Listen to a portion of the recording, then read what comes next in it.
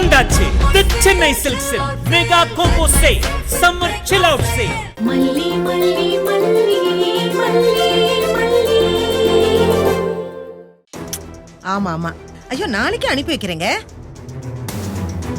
காலையிலேயே கண்டிப்பா வந்துருவாங்க. அங்க என்னென்ன ஒர்க் இருக்குன்னு டீடைல்டா சொல்லிடுங்க. ஏதாவது கம்ப்ளைண்ட்னா நீங்க எங்கிட்டயே டைரக்டா சொல்லலாம். அப்படியா? ஆஹா, ஐயோ நான் இது ஒரு பிசினஸாவே பண்ணலமா, நான் இது ஒரு சேவையா தான் பண்ணிட்டு இருக்கேன்.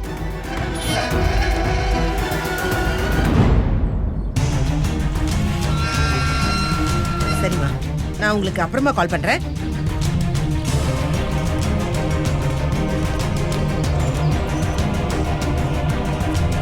ஏய் ஏய், என்னாச்சு பிள்ளை? வெண்பாவை ஸ்கூல்ல விடாம கையோட கூட்டிட்டு வந்திருக்க. இன்னைக்கு ஸ்கூல் லீவா என்ன? என்னாச்சு கண்ணு? உடம்பு கிடம்பு ஏதாவது சரியில்லையா? இல்ல பெரியம்மா. என்னதான் பிள்ளை ஆச்சு? சொல்ல. ஸ்கூல்ல இருந்து அனுப்பி விட்டுட்டாங்க பெரியம்மா.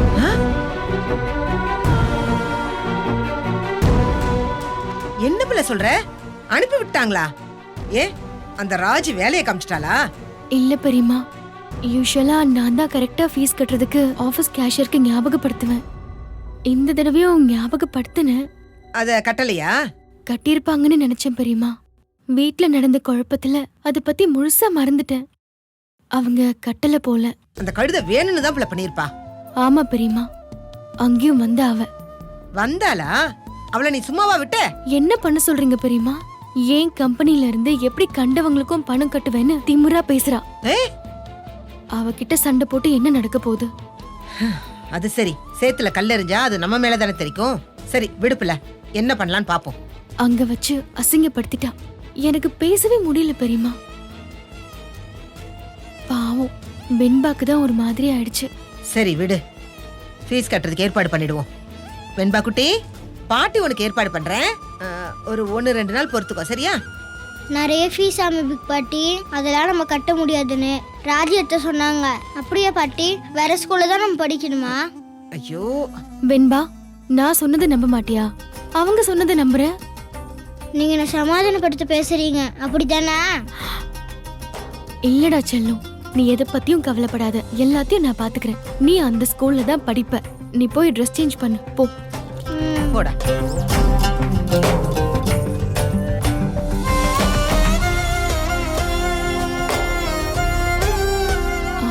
பெரியம்மா, எனக்கு ஒரு வேலை ரெடி பண்ணித்தாங்க பெரியம்மா. வேலையா? ஆமா பெரியம்மா, அவருக்கு சப்போர்ட்டா நானும் ஏதாவது வேலைக்கு போறேன். பாவம், அவர் தனியா என்ன பண்ணுவாரு? அவர் போனாலும் மாச சம்பளத்துக்கு தான் போவாரு. தினக்கூலி மாதிரி ஏதாச்சும் வேலை கூட ரெடி பண்ணித்தாங்க. உடனே பணம் கிடைக்கும்ல. ஏய், என்ன பிள்ளை இப்படி எல்லாம் சொல்ற? தினக்கூலி மாதிரி போறியா? அதெல்லாம் சரியா வராது. இல்ல பெரியம்மா, இப்ப இருக்கிற நிலைமைக்கு நான் வேலைக்கு போய் தான் ஆகணும். தயவு செஞ்சு ஏதாவது ரெடி பண்ணித்தாங்க. எந்த வேலையா இருந்தாலும் பரவாயில்ல, உழைச்சுதானே சம்பாதிக்கிறோம். யாரையும் ஏமாத்தி சம்பாதிக்கல, திருடலையே. அதனால தப்பில்ல பெரியம்மா. வீட்டுக்கு அட்வான்ஸ் கட்டணும், வெண்பாக்கு ஃபீஸ் கட்டணும். அட்லீஸ்ட் வீட்டு செலவுக்காவது நான் சம்பாதிக்க மாட்டேனா?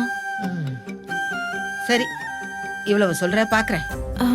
நாளைக்கே ஏற்பாடு பண்ணுங்க பெரியம்மா.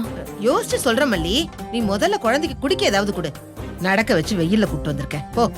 சரி பெரியம்மா, நீங்க வேலையை மறந்துடாதீங்க. போ.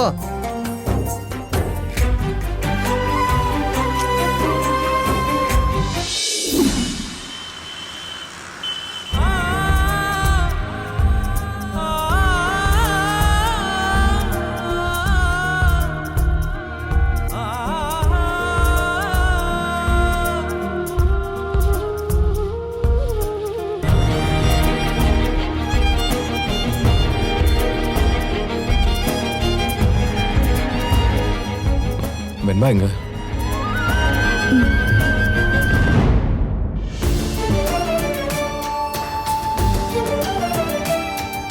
வெண்பா எங்க மல்லி?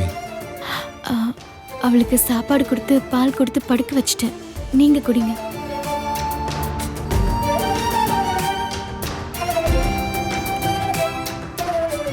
பிரின்சிபல் பணம் கட்டாதான் ஸ்கூலுக்கு வரணும்னு வெண்பாக்கு முன்னாடியே சொன்னாங்களா? ஆமாங்க. வெண்பா பாவம் துடிச்சு போயிருப்பாள்ல. ரொம்பவும் ஃபீல் பண்ணிருப்பாள்ல. சின்ன வயசுல இருந்தே அவளுக்கு கஷ்டம்னா என்னன்னு தெரியாது. காசு பணம் இல்லாத ஒரு வாழ்க்கை இருக்குங்கிற விஷயம் அவளுக்கு தெரியவே தெரியாது. ஏன் நானே கூட இப்பதான் அதை பாக்குறேன். கண்மூடித்தனமான பாசத்தால எல்லாத்தையுமே தொலைச்சிட்டு நிக்கிறேன். நான் செஞ்ச தப்புக்கு எனக்கு இந்த தண்டனை தேவைதான். ஆனா என்னோட சேர்த்து என் பொண்ணையும் கஷ்டப்படுத்துறேன்னு. இல்லங்க, நீங்க மனசு உடைஞ்சிட கூடாது.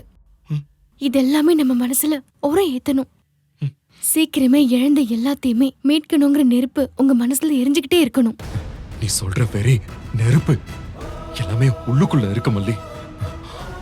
ஆனா என் புள்ள கஷ்டப்படுறாளே. காலையில அவ ஸ்கூலுக்கு நடந்து போயிருக்கா. அதை நினைக்கும் போது கொஞ்சம் வலிக்குது மல்லி. அவ சாப்பாடு விஷயத்துல நான் ஒவ்வொன்னும் பார்த்து பார்த்து செய்வேன். இனிமே அப்படியெல்லாம் என்னால செய்ய முடியுமா? அவ ஆசைப்பட்டதெல்லாம் வாங்கி கொடுக்க முடியுமா? வெண்பா ஏங்கி போயிடுவாள்ல.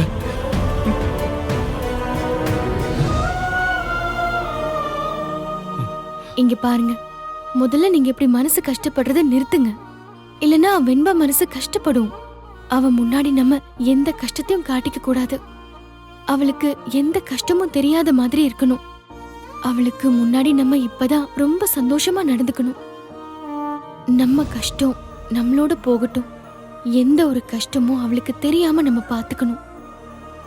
அந்த வீட்ல வெண்பா வாழ்ந்த வாழ்க்கைக்கும் இங்க அவ வாழ போற வாழ்க்கைக்கும் எந்த வித்தியாசமும் இல்லாம நாம அவளை சந்தோஷமா வச்சுக்கலாம்.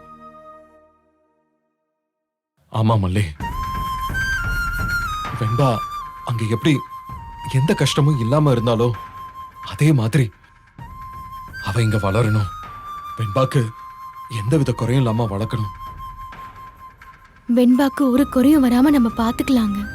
நீங்க முதல்ல நார்மல் ஆகுங்க. நான் உங்ககிட்ட ஒரு விஷயம் பேசணும். என்ன விஷயம் மல்லி? சொல்லு.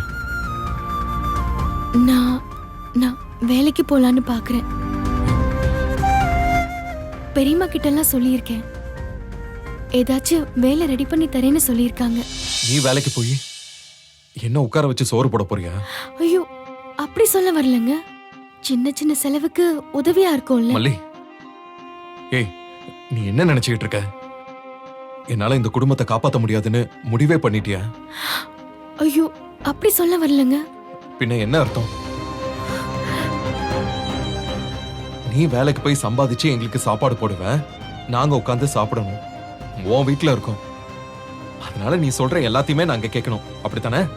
ஐயோ, என்னங்க இப்படி எல்லாம் பேசுறீங்க? உங்களுக்கு உதவியா நானும் இருக்கலான்னு தான் அப்படி சொன்னேன். மத்தபடி வேற எதையும் நினைச்சலாம், வேற எந்த எண்ணத்திலயும் சொல்லல. இங்க பாரு மல்லி, நான் என் அப்பாவோட சம்பாத்தியத்துல மட்டும் இல்ல, என்னோட திறமையில என்னோட உழைப்பால தான் நான் மேலேயே வந்தேன். என்னோட பிசினஸ நான் கட்டி எழுப்பினேன். இப்ப என்ன, என்கிட்ட இருந்துதான் எல்லாமே கைவிட்டு போயிடுச்சு. இனிமே என்ன பண்ண போறேன்னு இப்போ இந்த நிமிஷம் வரைக்கும் நான் உடைஞ்சு போய் உட்காரல. ஆனா நீ பேசுறது என்ன அப்படி ஓரமா மூலையில உட்கார வச்சிருமோன்னு தோணுது. என்னங்க இப்படி பேசுறீங்க? நீங்க என்னைக்கும் அப்படி ஆக மாட்டீங்க. அதுக்கு நான் காரணமாவும் இருக்க மாட்டேன். இங்க பாரு மல்லி, நான் இப்போ ஒவ்வொரு கம்பெனியும் ஏறி இறங்கினா, இன்டர்வியூ அட்டென்ட் பண்ணனா, எனக்கும் என் படிப்புக்கும் என் திறமைக்கும் 1000 வேலை கிடைக்கும். என் கெட்ட நேரத்துக்கு ஒரு வேலை, அப்படியே என் திறமைக்கு ஏத்த வேலை கிடைக்காம போனா கூட எனக்கு கை கால் நல்லா தான் இருக்கு. ஒரு கூலி வேலைக்கு கூட போய் உழைச்சு சம்பாதிச்சு உன்னையும் வெண்பாவையும் காப்பாத்த என்னால முடியும். ஒருவேளை என் கை கால் விழுந்து போனா அப்ப நீ இறக்கப்பட்டு சோறு போடு, நான் சாப்பிட்டுக்கிறேன். ஐயோ கடவுளே, இப்படி எல்லாம் பேசாதீங்க. நான் கேட்டது அப்படி ஒரு அர்த்தத்துல எல்லாம் இல்லைங்க. யார் சம்பாதிச்சா என்னங்க? உழைப்புல என்ன ஆம்பளை பொம்பளை வித்தியாசம் இல்ல. நான் கேட்டது உங்களை இந்த அளவுக்கு காயப்படுத்தும்னு சத்தியமா நான் நினைச்சு பாக்கலங்க. மல்லி, தயவு செஞ்சு எனக்கு கொஞ்சம் தனியா இருக்க விடு.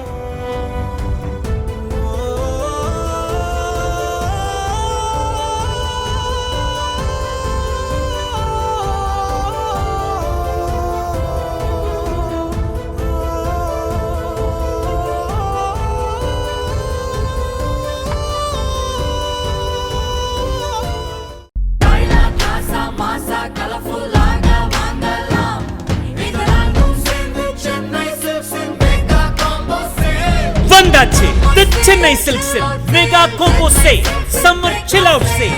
நீங்க நம்ப முடியாத தள்ளுபடி விலையில்.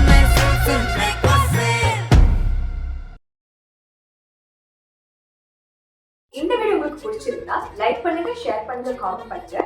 மறக்காம சரிகமா டிவி ஷோஸ் தமிழுக்கு சப்ஸ்கிரைப் பண்ணுங்க.